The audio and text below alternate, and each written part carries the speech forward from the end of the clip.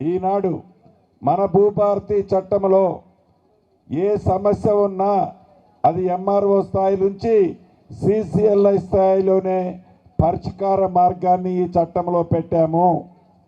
అంతేకాదు ఎంఆర్ఓ గారు ఉద్దేశపూర్వకంగా కానీ ఏ కారణం చేతైనా తప్పుగా జరిగిందని ఆ రైతన్న భావిస్తే కోర్టుకు వెళ్ళనవసరం లేదు.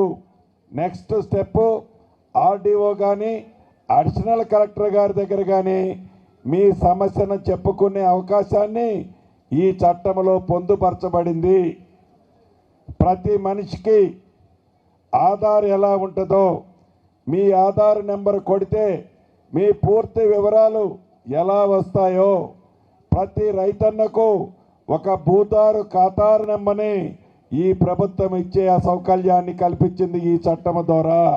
అంతేకాదు ఎవరైనా రిజిస్ట్రేషన్లు చేసుకునేటప్పుడు రాబోయే రోజుల్లో గతంలో లాగా సరిహద్దులు పెట్టి రిజిస్ట్రేషనే కాకుండా సర్వే చేసి సర్వే మ్యాప్ను కూడా మీ రిజిస్ట్రేషన్లో మీ పాస్బుక్లో ఇచ్చే అవకాశాన్ని ఈ చట్టంలో పేర్కొనబడింది.